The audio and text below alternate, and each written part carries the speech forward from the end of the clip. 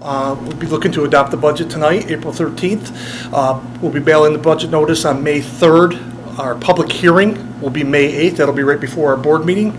And the budget vote will be on Tuesday, May 16th. Some budget facts and highlights. The budget we're proposing to the board is $53,452,809, which accounts for an 8.48% increase over the 22-23 budget, but again includes a tax levy increase of 0. So this will be our third straight year that we go out with a 0% tax levy increase.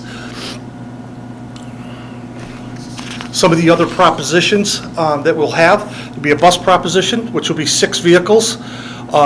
We get 90% state aid on the aidable expenses through transportation. And we'll go into more detail later on in the presentation. Capital reserve proposition, where we'll fund it for the additional $150,000. If you recall, last year we created the account with a max of $250 and funded it with $150. So this will fund it up to its max. Always remember, when it comes to a capital reserve, it's voter approval to fund it, voter approval to take the money out and use it. So it is strictly in the hands of the voter whether we can fund it or use the money out of that reserve. The third proposition will be the energy performance contract. This is for us to go to the public. If we get approval on that, we get an additional 10% of building aid. That's the reason why we go to the public, to approve the energy performance contract. We've got that set to go, and as soon as we get the public approval, we'll be looking. Most of that work will be done a year from this summer, so it'll work in good with the way our capital projects go. We have 2 Board of Education seats that are up, and they're both 5-year terms. They'll also be on the ballot.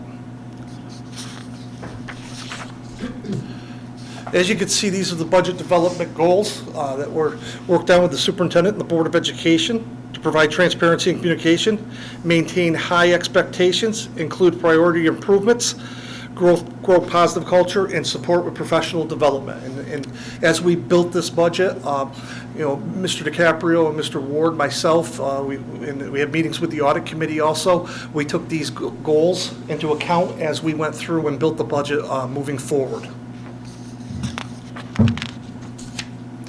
And there was a focus on students. This took place in many of those meetings that we had. Obviously, Mike is the educational piece of this, Mike and Dan. So under academic, the goal is to increase electives at the high school and also provide electives at the middle school and increase graduation credit opportunities at the middle school. Right now, there's not many opportunities at the middle school for kids to get credit towards graduation. We're looking to increase those. And then also a continued focus on reading at the middle school. And then also under supports, we're looking to add an additional music teacher, some sensory stations at the primary school, additional PT, whether that's a contract or a person. Obviously, that'll depend on the workforce and what we can get there, and focusing on learning to read and reading intervention with our youngest students. That's really hitting the younger grades with reading and getting them up to par. So.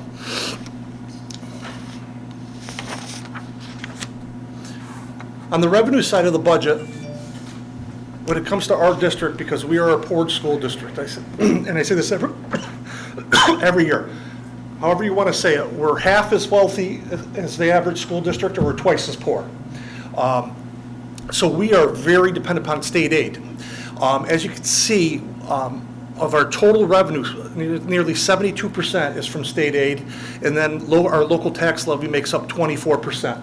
So once you get the state aid number and you have your tax levy, it's 96% of the revenue that's coming in. And then there's just bits and pieces from other areas.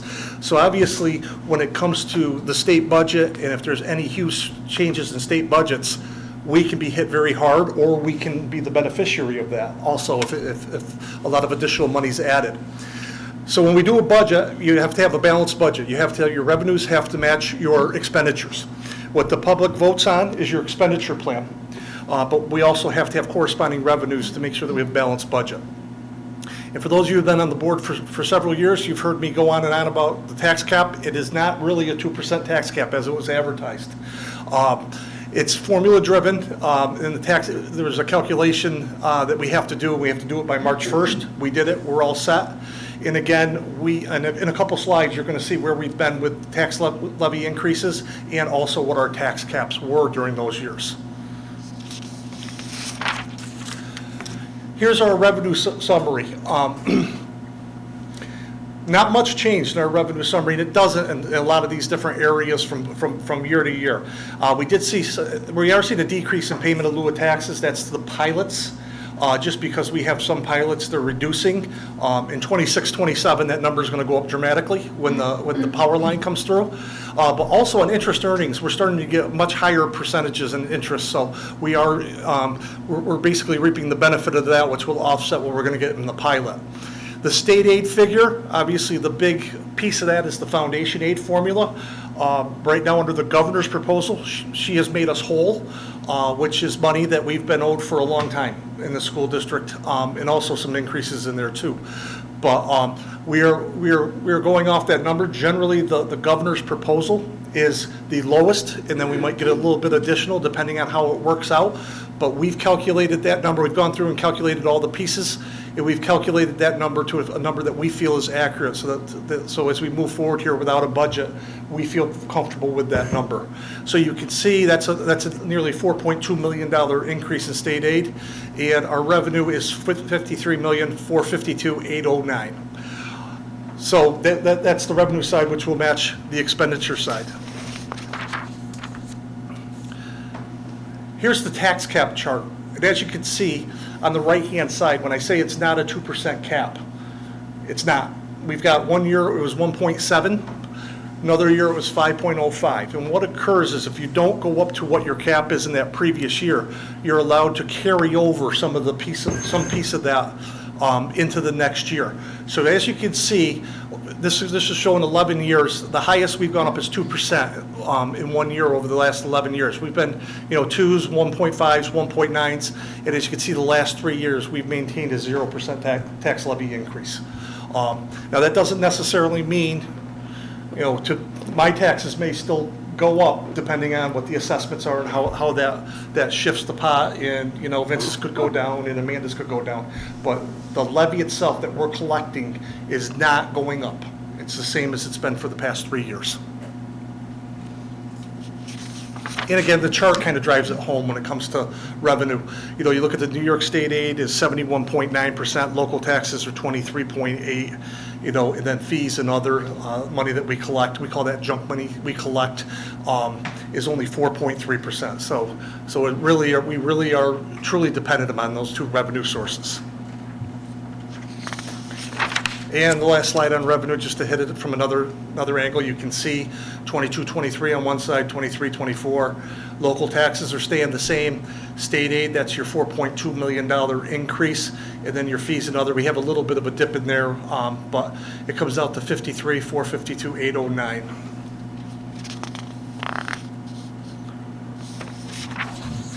Now on the expenditure side, this could get a little bit confusing, but what we do when we do expenditures, we break it into a 4-part as we lay it out for in-house, and then we convert it to the 3-part budget, which is what we have to do under state reg for the newsletter, the budget newsletter. But we break it out into general support, instruction, transportation, and employee benefits and debt. And basically, the main difference is when we go into the three-part budget, the employee benefits and the debt goes into the capital piece, and the employee benefits are broken out into each one of those categories based on the people in those categories. So we show a lump sum on this, but then we break it out in the next slide. So as you can see, the biggest components of the school district, at nearly 87%, is instructional and employee benefits. Those are the big pieces. And then our general support, which includes administrative admin, and transportation is 4% of the total budget. Now on this slide, we convert this into the three-part budget, which is mandated by law. So as you can see, it breaks it out into some different categories, but administrative, part of the budget, it's all your central office administration, it's your supervisors, it's all your principals, secretaries, people that work, individuals that work in those office, that go down through here.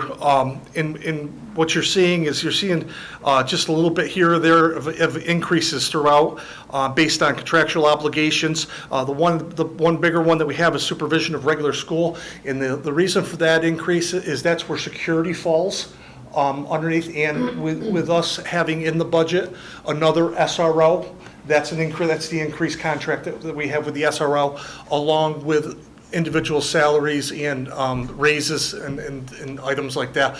The other thing we're seeing in this budget plan too, just so everybody's aware, is, I'm sure you see it on a day-to-day basis, is the cost of materials and supplies has gone through the roof.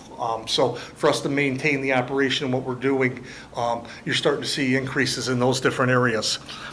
Down in the program, instruction, that's the key. That's where the nuts and bolts are. As you saw a few slides ago, some of the things that we're trying to hit in the instruction, we're trying to add electives. In order to add electives at all these levels and add additional program, obviously you're going to have more salaries and benefits to come in, whether those are 6 classes or if we have to end up hiring a person. In order to accomplish these, that's a scheduling item that's going to be reviewed. But that's why you're seeing the large increase in instruction. And then down in capital, for plant operation and plant maintenance, you're seeing increases there because the one thing that we do have in there is the $100,000 capital outlay project. It's a line item in our buildings and grounds budget. And also we do have some money set aside for some controls throughout the district involving the security cameras and things like that we may have to install. So you're starting to see those increases there. And also the big one obviously is the bond. The very bottom line is the bond. So you're seeing an increase of over $1 million there. So when you see the budget go up a little bit over $4 million or 8.4%, you could see just in some of these categories how quickly that $4 million gets eaten up. I'll give you a prime example. The bond is over $1 million. Our health insurance costs are going up over $800,000. It's a 10% increase. We're seeing the results of COVID and everybody being able to go to the doctors and get everything done that was held off. It takes 2 or 3 years to catch up on the rates. So right there alone, before you start adding in BOCES increases, salary increases, just contractual obligations that we have, additional PT, 6 classes, our increased material and supplies. Just those 2 numbers I told you about were nearly $2 million of that $4 million right off the bat. So that is the expenditure plan that we have. Transportation purchases, we're looking at 2 66 passenger buses, 1 28 passenger bus.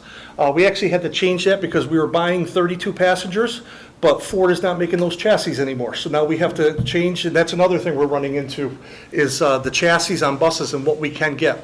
But also 3 8-passenger vans. Those are the green vans that you see around. That we have many of them that have very high mileages, and it's time we transport kids in those, and it's time for us to start replacing some of those also. So we're doing all of these items not to exceed $450,000 as a separate proposition.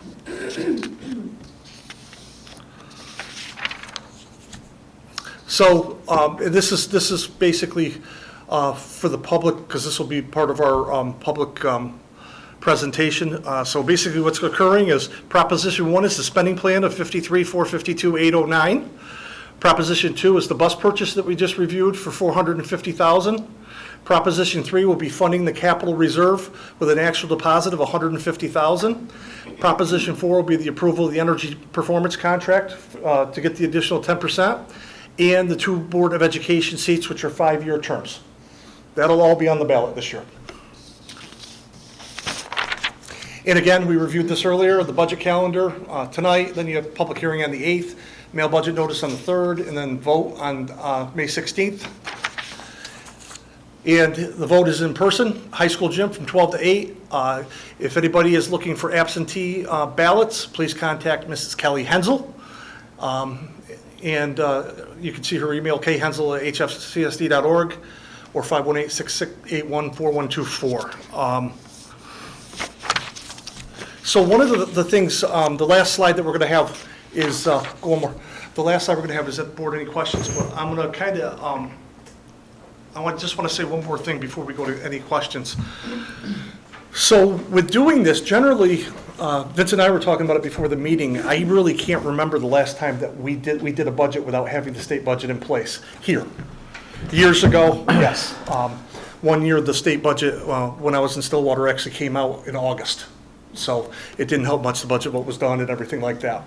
So generally we have that number in a very good, I mean, it's a locked in state aid number. So, I was asked the question the other day, so what happens if the number changes from where we think it's going to be? Let's say it goes higher, which is what we want. Let's say it goes higher. Now, when you looked at the revenue slide, if that number goes higher, we have money that's down below, and it's the appropriation of fund balance, reserves, things like that. And basically what that is that's our savings account. So if we were to get another $200,000 in state aid, if that came in, we would lower what we would use out of the fund balance or the reserve, okay? So it's a sliding scale in that direction. And likewise, we can actually, what you're seeing as a revenue plan, like I said, the voters vote on the expenditure plan. So if we did have to add, if it were lower, and for some reason we had to add some more fund balance or reserve money, we can do that. We can make that adjustment in there. Or if we were to get a larger cut in state aid, which I honestly don't see coming, then we would have to make adjustments within the expenditure plan to do that. So we still do have a little bit of time, so if something crazy happens, one of the options is we could amend what the board approves through a meeting. But right now, I feel very comfortable with the number that we have for state aid, because it all is contingent upon that state aid number. I feel very comfortable with where we are, that it's built in. It seems like from everything I'm hearing that it seems to be a very accurate number, in my opinion, for moving forward. I'm comfortable with it. I know I've spoke to Dan a little bit about it. We're in that spot where we feel good with those numbers. So, but if that were to happen, if something were crazy happened, we do have some options in order to adjust to that. Are there any questions from the board? Start this way. Those buses, are they gas, propane, regular old buses? They're gasoline. Yep.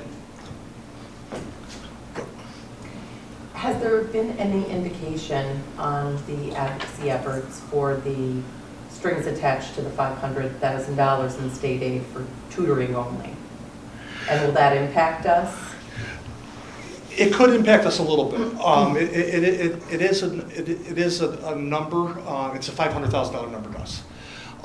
It could impact us. In the conversations I've had, I think that there's a push. Well, advocacy. There's a big push to do that. But in order for them to say that the foundation formula is fully funded, they really have to release that string. Because back in 2010, when that money was taken away from us, that string wasn't attached to it. Okay. So your best guess is? My best guess is they're going to release that. Okay. That would be my guess. Yeah. So I guess mine was that type of question. So the 500,000 for tutoring, is that all we were owed from the state to catch us up on the foundation aid? That would put, on the foundation aid, that would put us up at the total foundation aid number. So that they're taking what is owed to us and they're attaching it to tutoring? Yeah, No, that number's much bigger though, right? Correct. It's No, just no. a portion of what they are. Okay. I think what Brian's asking though is if we're owed $28 million in foundation aid, they're listing 27.5 for us with that 500 with the string attached. That's why I'm saying, in order to make us whole, and them saying that the foundation aid is now implemented fully and have made us whole, I don't know how you can really have that string attached to that, because it's not really. So they've caught us up and they're probably going to lag that 500,000 behind? It depends on what comes in the budget, yep. Okay. Yep. If they don't have the string attached to it in the budget, we're made whole. Okay. And if they do, and it's just that's that last little piece? Yeah.